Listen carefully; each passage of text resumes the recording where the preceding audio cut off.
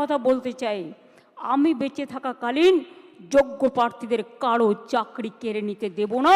It is my commitment. যোগ্য শিক্ষকদের চাকরি যাবে না, তাদের কারো পরিষেবা বিরতি হবে না। কাদের অযোগ্য বলা হচ্ছে, কেন বলা হচ্ছে, তাও দেখবে পশ্চিমবঙ্গ সরকার।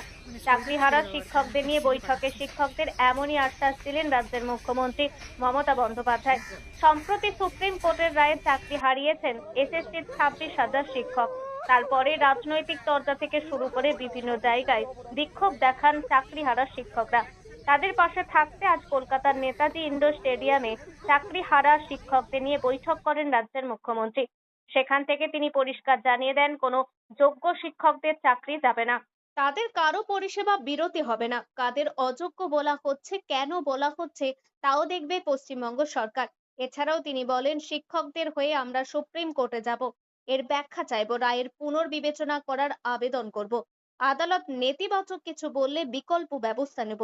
এ বিষয়ে আইনজীবী অভিষেক মনু সিংহাল, কপিল সিব্বল, রাকেশ ত্রিবেদী, কল্যাণ বন্দ্যোপাধ্যায়, প্রশান্ত ভূষণ ও দেবাঞ্জন মণ্ডল কোর্টে লড়বেন বলে জানিয়েছেন মুখ্যমন্ত্রী। এ বিষয়ে তিনি আরো বলেন, আগে যোগ্যতার বিষয়টি দেখব, তারপর বাকিদের নিয়ে বসবো। সব শেষে মুখ্যমন্ত্রী চাকরিহারা শিক্ষকদের বলেন, আপনাদের রাজ্য সরকার বরখাস্ত করেনি, তাই তাদের স্কুলে যাওয়ার এবং বাচ্চাদের পড়ানোর নির্দেশ দেন। মুখ্যমন্ত্রীর এত কিছু নির্দেশের পরেও আদেও কি চাকরি হারানো শিক্ষকরা স্বাভাবিক অবস্থায় ফিরতে পারবেন? তো যারা একটা কলমের খোঁচায় জীবনটাকে সংকটের মধ্যে এনে দাঁড় করিয়েছেন, ভাববেন না আমরা এটাকে ভালোভাবে মেনে নিতে পেরেছি। আপনাদের শোকে আমাদের হৃদয়ও পাথর হয়ে গেছে। আপনাদের শোকে আমরা মানবিক মানুষ, মনে রাখবেন আমাদের রক্ত যেমন আছে, মাংস যেমন আছে শরীরে, আমাদের হৃদয়ে কিন্তু পাথর নেই। এবং তাই একথা বলার জন্য আমাকে জেলেও ভরে দেওয়া যেতে পারে, কিন্তু I don't care.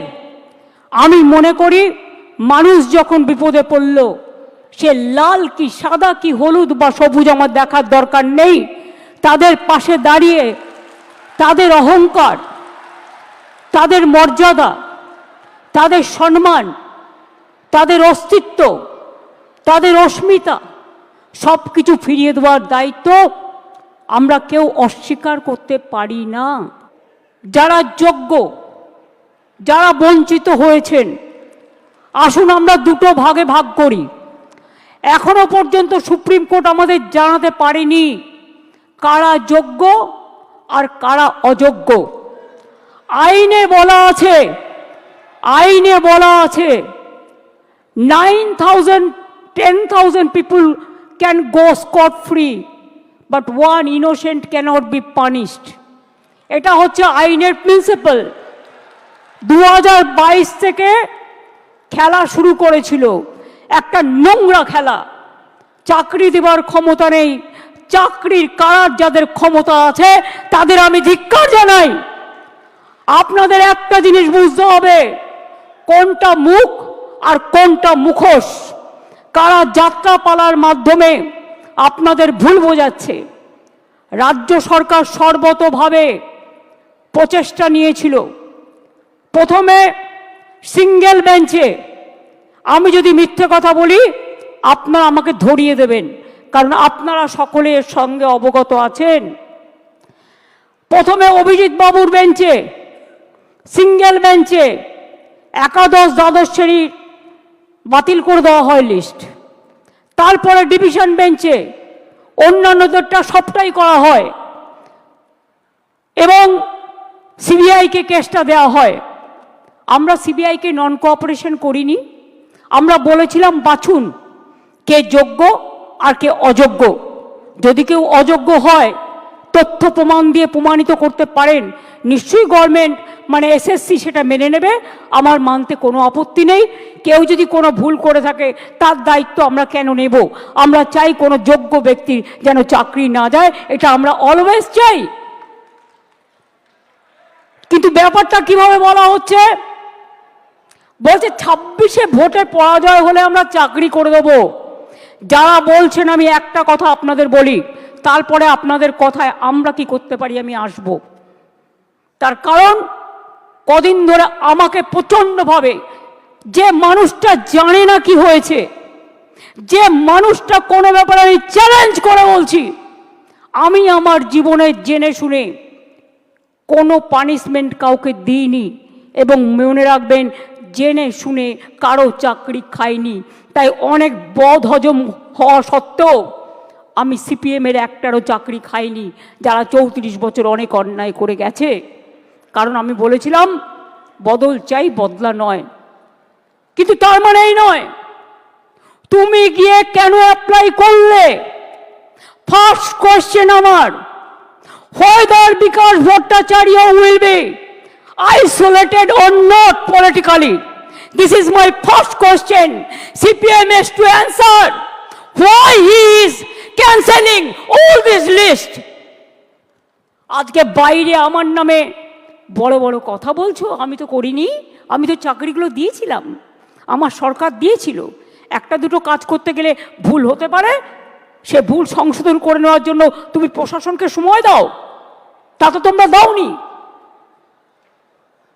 Right to make blunders, Netaji Subhas Chandra Bose বলেছিলেন ভুল করাটাও একটা অধিকার। যদি কারো ভুল হয়ে থাকে সেই ভুলটাকে সংশোধন করার দায়িত্ব কার? কোর্ট যদি প্রশাসনকে দিত, কোর্ট নিশ্চয়ই কোর্টের কথা মেনে প্রশাসন সে কাজটা করতে পারত। তারপরে গেল ডিভিশন বেঞ্চে, সব বাতিল।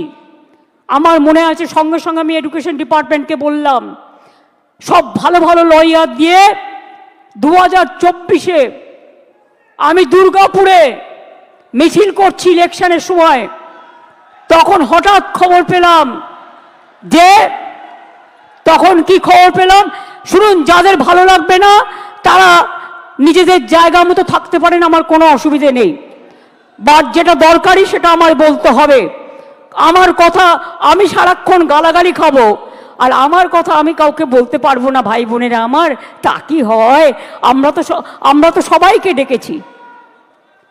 যার ইচ্ছে থাকবেন, যার ইচ্ছে শুনবেন, যার ইচ্ছে গ্রহণ করবেন, যার ইচ্ছে বর্জন করবেন।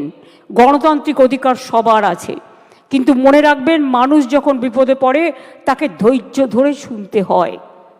2024 সালে আমি আসানসোলে দুর্গাপুরে মিছিল করছি, আমার কাছে খবর এলো সুপ্রিম কোর্টে আমরা যখন অ্যাপিল করেছিলাম যে হাইকোর্টের রায়টাকে স্টে করে দেওয়ার জন্য, এবং তদানীন্তন বিচারপতি মিস্টার রেসপেক্টেড চন্দ্রজিৎ, আমাদের চন্দ্রচূড়জি সেটাকে স্টে করে দেন।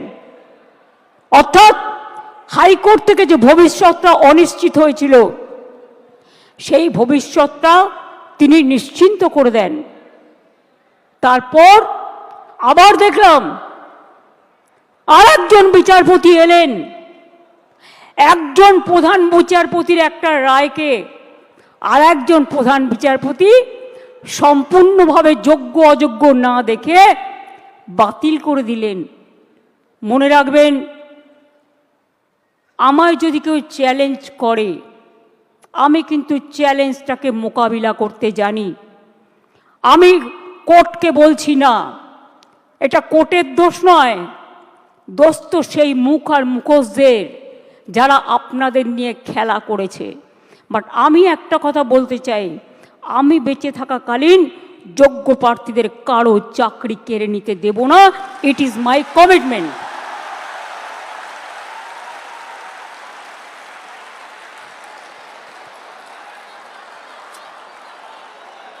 শিক্ষা ব্যবস্থাকে ভেঙে পড়ার জন্য, ভেঙে ফেলে দেওয়ার জন্য, শিক্ষা ব্যবস্থাকে ভেঙে ফেলার জন্য একটা চক্রান্ত চলছে, একটা পরিকল্পনা চলছে।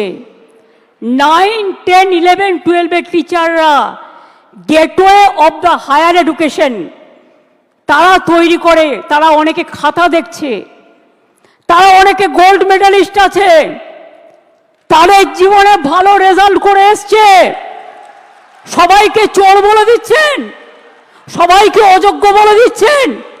এই বলবার অধিকার আপনাদের দিল কে? আমি সরাসরি চ্যালেঞ্জ করছি। আর এই রায়ের পেছনে কিছু খেলা তো নেই। সেই খেলাটা কে খেলেছেন?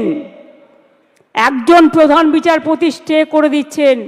আমরা তো মনে করি আইনের সম্মান একজন যেটা করে, উচ্চ আদালতের সর্বোচ্চ আদালত ন্যায় দেবেন, এটাই আমরা আশা করি। বিচারের বাণী যেন নীরবে নিভৃতে না কাঁদে, এটাই আমরা আশা করি। আমরা আশা করি কণ্ঠ আমার রুদ্ধ আজকে, বাসি সঙ্গীত হারা অমাবস্যার কারা। লুপ্ত করেছে আমার ভুবন দুঃস্বপ্নের তলে, তাই তো তোমায় শুধাই অশ্রু জলে। যাহারা তোমার বিছাইছে বায়ু, নিভাইছে তব আলো, তুমি কি তাদের ক্ষমা করিয়াছ? তুমি কি বেসেছ ভালো? আমরা সরকারের পক্ষ থেকে শিক্ষা ব্যবস্থা যাতে ভেঙে না পড়ে, তার জন্য আমরা প্রথমে আমি একটু কোর্টের ভাষায় বলি। কোর্টের ভাষাটা, তার কারণ মনে রাখবেন, কোর্ট যখন একটা রায় দেয়, সে রায়টাই নাকি চূড়ান্ত রায়। সেই জন্য একটু কোর্টের ভাষায় বলি। সুপ্রিম কোর্ট বলেনি কে যোগ্য কে অযোগ্য, তালিকা দেয়নি। সরকারকে যোগ্য ও অযোগ্যদের আলাদা করার সুযোগ আদালত দেয়নি। ফ্যাক্ট ফাইন্ডিংয়ের অনুমতিও দেয়নি। সিবিআই যা যা কাগজপত্র চেয়েছিল তদন্ত করার জন্য, এসএসসি সব কাগজপত্র তাদের দিয়ে সাহায্য করেছিল। আমরা লয়ার কাদের দিয়েছিলাম শুনে রাখুন।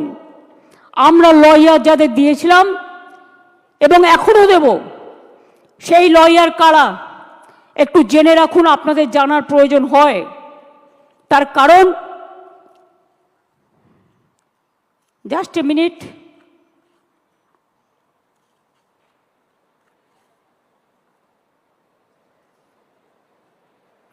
সম্ভবত আমার যতটুকু মনে আছে অভিষেক মনু সিংভি ছাত্রদের হয়ে লড়েছে। যাই হোক, তোমাদের সাপোর্ট দিয়েছি আমরা, হেল্পিং হ্যান্ডস। অভিষেক মনু সিংভি, এবার আমরা বলেছি, এবার আমরা কাদের নিচ্ছি সেটা বলে দিচ্ছি। আমরা অভিষেক মনু সিংভিকে বলছি, আমরা কপিল সিব্বলকে বলছি, আমরা রাকেশ দ্বিবেদীকে বলছি, আমরা কল্যাণ ব্যানার্জিকে বলছি, আমরা প্রশান্ত ভূষণকেও বলতে বলেছি, এবং তাছাড়াও আরও অনেক লিগাল ফার্ম থাকবে যারা রাজ্য সরকারের হয়ে যোগ্য টিচারদের সমর্থনে আইনের লড়াই করবে। আমি কোর্টের কথায় বলছি, এই লাইনটা আমি বলবো কোর্টের কথায়। কারণ মনে রাখবেন, আজকে যে আলোচনাটা হচ্ছে, এই রেকর্ডটা কেউ কেউ আবার ট্যাপ করে প্রধান বিচারপতির কোর্টে পাঠাবেন, আমাকে যাতে জেলে পোড়া যায়।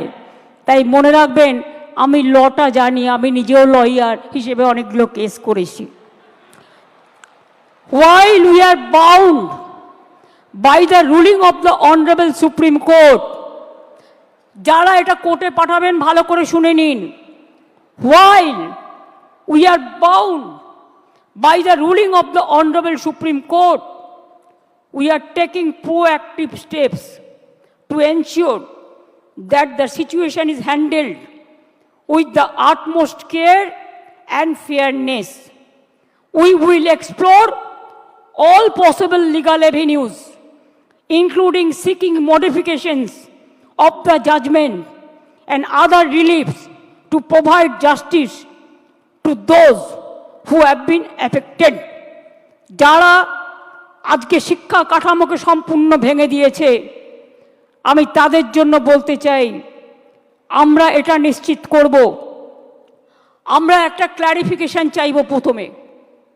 তার কারণ, যে যারা এখন চাকরি করছেন, ভালো করে শুনুন, এইটা আমরা ক্ল্যারিফিকেশন চাইব কোর্টের কাছে ফার্স্ট, যে তারা আজকে কি করবেন।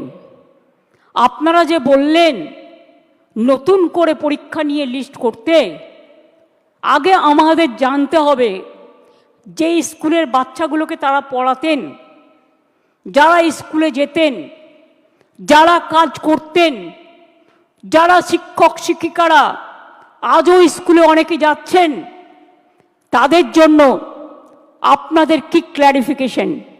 স্কুল কে চালাবে? কাজগুলো কে চালাবে? না খেয়ে মানুষ মেরে দেবার অধিকার তো আমারও নেই, আপনারও নেই, কারোরই নেই। তাই এইটার ব্যাপারে আমার অনুরোধ, যারা চাকরি দিতে পারবেন না তারা যেন চাকরি কেড়ে না নেন, এটা নিশ্চিন্ত করবার জন্য যা করার এডুকেশন ডিপার্টমেন্ট করবে।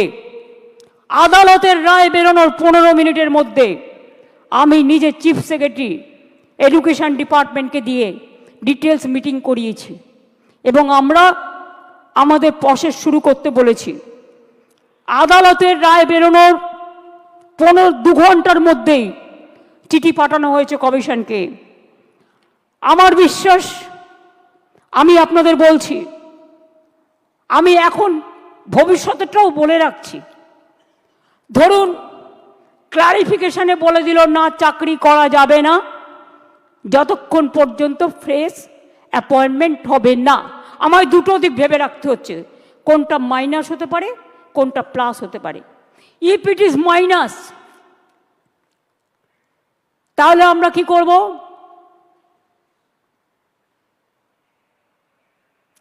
মাইনাসেরটা আমার না বলাই ভালো, আমার মাথায় কিছু আছে। আমি ধরে নিচ্ছি এটা প্লাস হবে। প্লাস মানে নিশ্চয়ই ক্লারিফাই করে let the good sense prevails, এবং তারা যারা যোগ্য তাদের চাকরি না কেড়ে নিয়ে তাদের কাজ করবার সুযোগ দেবেন। বাই চান্স যদি না দেয় তাহলেও মনে রাখবেন, যারা যোগ্য তাদের চাকরি নিশ্চিন্ত করার দায়িত্ব সরকারের।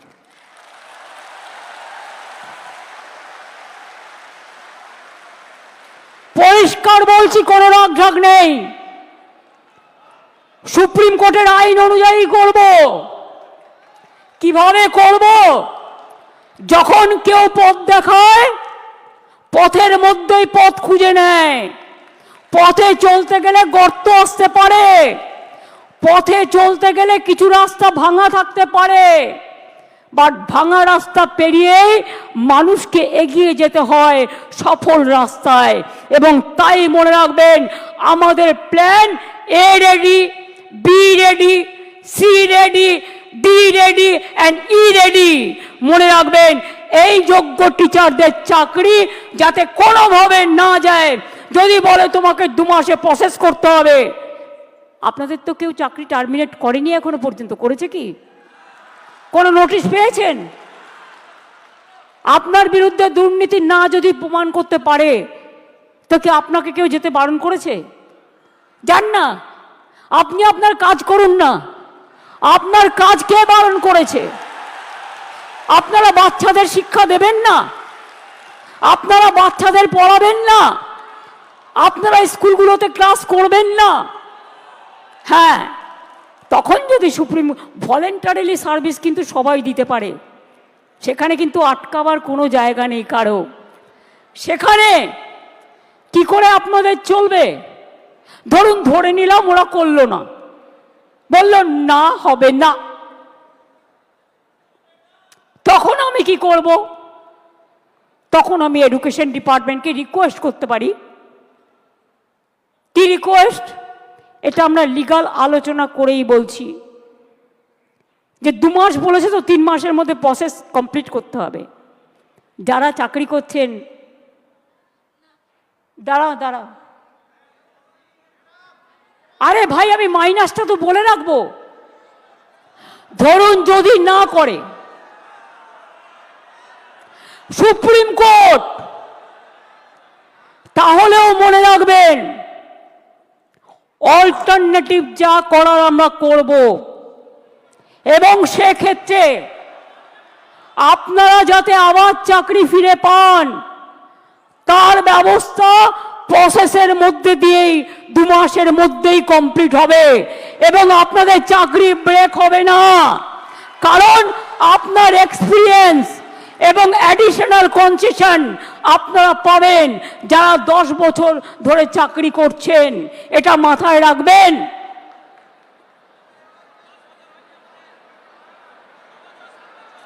আমি চাই মানবিকতার খাতিরে সুপ্রিম কোর্ট কেসটা নিয়ে ক্ল্যারিফাই করে বলুন কারা যোগ্য কারা যোগ্য নয়, আমাদের হাতে লিস্টটা তুলে দিন। 2 হচ্ছে আমরা এটাও জানতে চাইব শিক্ষা ব্যবস্থাকে ভেঙে দেওয়ার অধিকার তো কারো নেই। 2-3টে এক্সাম্পল দিচ্ছি। মধ্যপ্রদেশের ভেপম কেলেঙ্কারি, বিজেপির রাজ্যে কতজন মানুষকে খুন করা হয়েছিল? 89 জন, আজ পর্যন্ত বিচার পায়নি।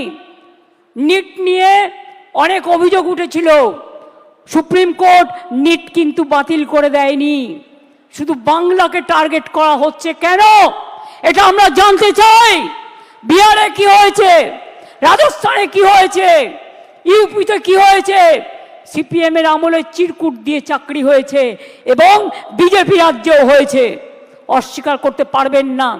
বাংলার ট্যালেন্টকে আপনারা ভয় পান।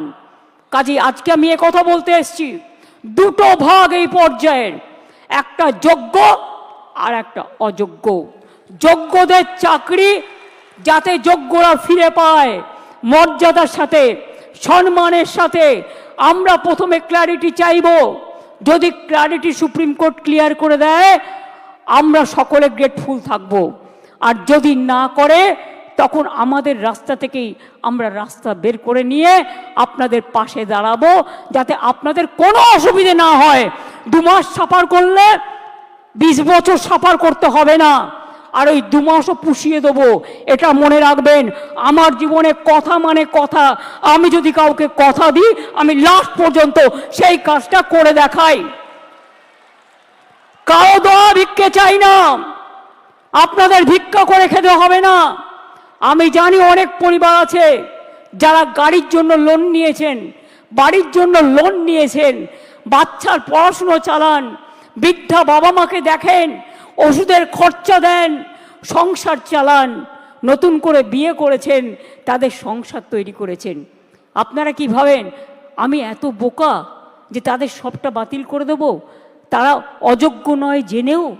এটা হতে পারে না।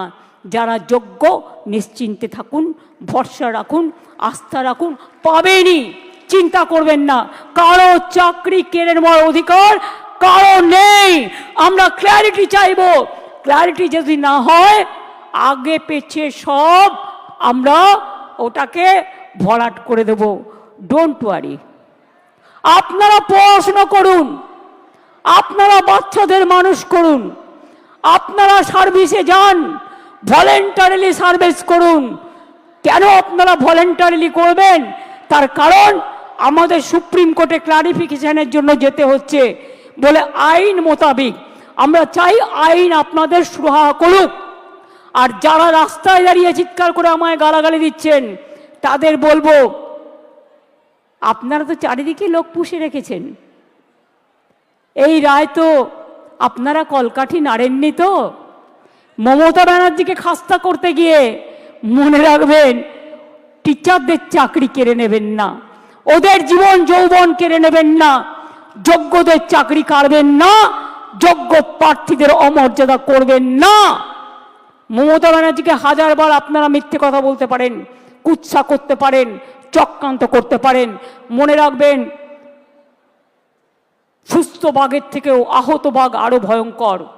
এই আঘাত আপনাদের আঘাত নয়, এই আঘাত আমার উপর মানসিকভাবে আঘাত, আমাদের সরকারকে আঘাত করেছে। এই আঘাতের প্রত্যুত্তর আমরা ফিরিয়ে দেব কাজের মধ্যে দিয়ে, সম্মানের মধ্যে দিয়ে, জীবন জীবিকার মধ্যে দিয়ে। চিন্তা করবেন না। আর কেউ কারো উস্কানি সুরে, প্ররোচনা শুনে প্লিজ দয়া করে প্ররোচিত হবেন না। মনে রাখবেন মাথার ওপরে আমরা আছি, মামাটি মানুষের সরকার আছে, কারো প্রতি কোনো অবিচার আমরা করব না। এটা আমি কথা দিয়ে গেলাম, এটা আমি কথা দিয়ে গেলাম, এটা আমি কথা দিয়ে গেলাম। যারা বলছে 2026-এ করবেন, দাঁড়ান এক সেকেন্ড, আরেকটা শুনে নিন। ত্রিপুরায় 10,000 টিচারের চাকরি হয়ে গিয়েছিল কোর্টের জন্য। বিজেপির ম্যানিফেস্টো বলা হয়েছিল, প্রতিশ্রুতিতে প্রথমবার, এবার তো দ্বিতীয়বার এসছে, যে তারা জিতলে সব টিচারদের চাকরি ফিরিয়ে দেবে। দেয় তো নি, উপরন্তু যারা প্রতিবাদ করতে গিয়েছিল তাদের মাথাগুলো মেরে ফাটিয়ে দিয়েছে। সুতরাং মনে রাখবেন, এদের বিশ্বাস করবেন না, এরা দুমুখে কেউটে সাপ। আমরা এক নয়, এটা মাথায় রাখবেন। আম গাছে কখনো আমরা ফলে না, আর আমরা গাছে কখনো আম ফলে না, এটা মাথায় রাখবেন। এবং তাই এই কেসটাও আমরা লড়বো, just like a royal Bengal tiger. আর আমি স্টুডেন্টদের বলবো, এই ডিপ্রাইভ টিচার অ্যাসোসিয়েশনের যারা আছে তারাও একটা গ্রুপ করে, আমরা যে লয়ারদের দিচ্ছি তারাও যদি মনে করেন তারা কনসাল্টিং প্রসেসে থাকবেন, তাদের স্যাটিসফ্যাকশানের জন্য আমি এডুকেশন মিনিস্টার এবং সেক্রেটারি এবং চিফ সেক্রেটারি এখানে আছে, তাদের রিকোয়েস্ট করব ওদের থেকেও একটা স্মল গ্রুপ তৈরি করে নাও। আর এদের আপনারা ডিপেন্ড করুন যাতে টাইম টু টাইম সঠিক মেসেজ আপনারা করতে পারেন। আমি এইটুকু বলবো, নিশ্চিন্তে থাকুন, ভরসা রাখুন। আগে আমাকে যোগ্যদেরটা ঠিক করতে দিন, আগে আমাকে যোগ্যদেরটা ঠিক করতে দিন, তারপরে আমি অন্য কথা বলবো, আমি আবার ডাকবো। আগে যোগ্যদেরটা হয়ে যাক, বাদ বাকি যারা থাকবেন, যাদের অযোগ্য বলা হচ্ছে তাদের বিরুদ্ধে কি কি এভিডেন্স আছে আমি দেখব। সত্যিই যদি এভিডেন্স প্রমাণিত হয় তারা অযোগ্য, তখন আমার কিছু হয়তো করার থাকবে না ওই ডিপার্টমেন্টে, কিন্তু সেটা নিয়ে আমরা আলোচনা করব পরে। আগে ফার্স্ট ফেজ যোগ্যদেরটা রক্ষা করা, সেকেন্ড ফেজ কাকে অযোগ্য বলেছে, কেন বলেছে, কি কারণে বলেছে, কোন এজেন্সি তদন্ত করেছে, কি কি কাগজপত্র আছে, টোটালটা দেখব। তারপরে তাদের নিয়ে আমি আলাদা করে মিটিং করে আমাদের কথা বলবো। আমার মনে হয় আপনারা নিশ্চিন্তে থাকুন, চিন্তা করবেন না, এবং যোগ্য অযোগ্যের মধ্যে গন্ডগোল লাগাবেন না।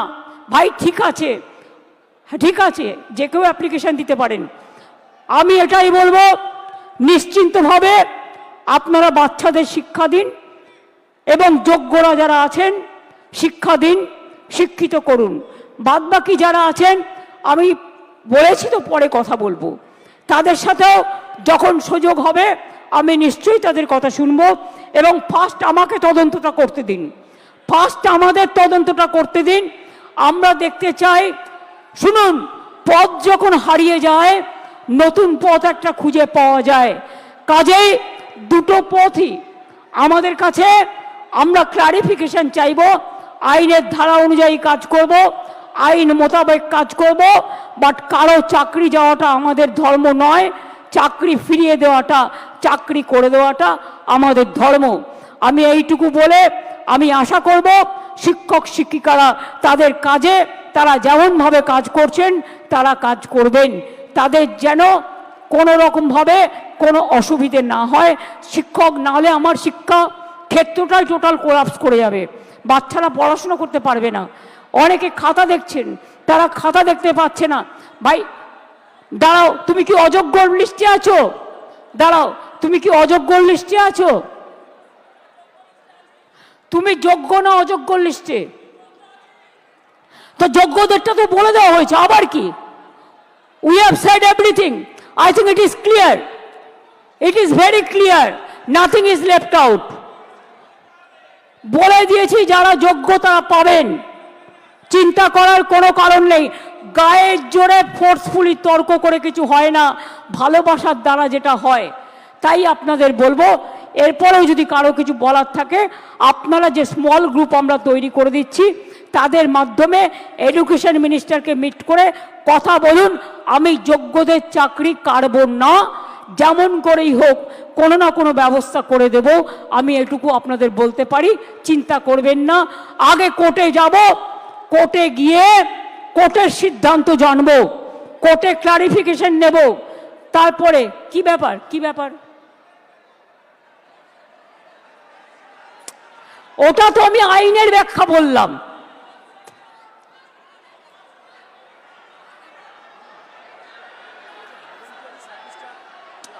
আরে ভলেন্টারিলি বলছি না, শুনুন, আমি কোর্টের ভাষা বলছি। Please understand, now we are under the court verdict and court judgement. আর আপনাদের রিপ্রেজেন্টেশন এখানে আছে। আমি কেন বলছি, কোর্ট আমায় বলতে পারে আমি বাতিল করলাম, তুমি ওদের কেন যেতে বলছো? আমি যেতে বলছি এই কারণে যে যে কেউ সার্ভিস দিতে পারে ফর হিউম্যানিটি, তাদের সার্ভিস কেউ কাটতে পারে না।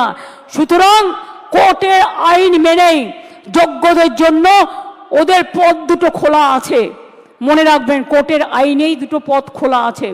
সেই পথ খোলা থেকেই আমরা আপনাদের ব্যবস্থা করে দেব যাতে কেউ চাকরি না হারান। প্লিজ আন্ডারস্ট্যান্ড, আমাদের কোর্টের অর্ডারও মানতে হবে, কোর্টে ক্লারিফিকেশনও চাইতে হবে, রিভিউ পিটিশনও করতে হবে। সেই জন্য বলছি, যতক্ষণ পর্যন্ত রিভিউ পিটিশনটা ক্লিয়ারেন্স না হচ্ছে আপনারা আপনাদের কাজ তো করতে পারেন। কে বাধা দিয়েছে? আপনাদের তো গভর্নমেন্ট থেকে টার্মিনেট লেটার দেয়নি। তো why you are asking me? Don't repeat this question না, এটা আপনার মাইনাস হতে পারে। বুদ্ধি খরচ করুন, বুদ্ধিমানেরা বুদ্ধি খরচ করে, বুদ্ধি খরচ করে কাজ করুন।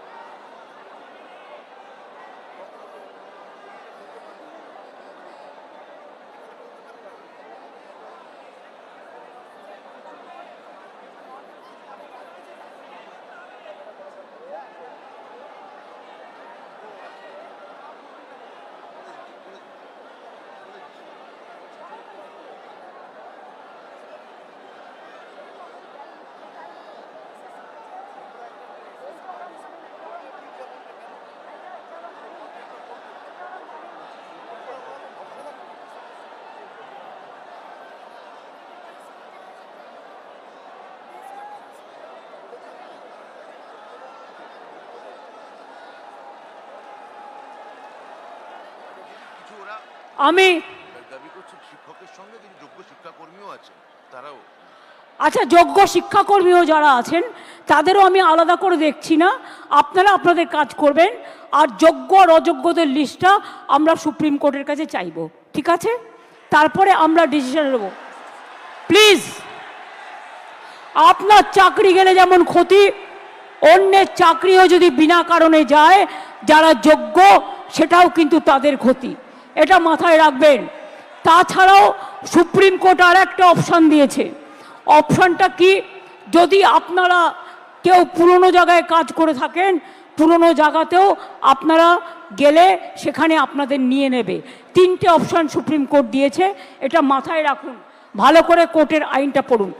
আমি এখন ল অনুযায়ী বললাম, as per law which is possible for me, I clarified. Next our clarification, we will ask through our advocate to the highest court.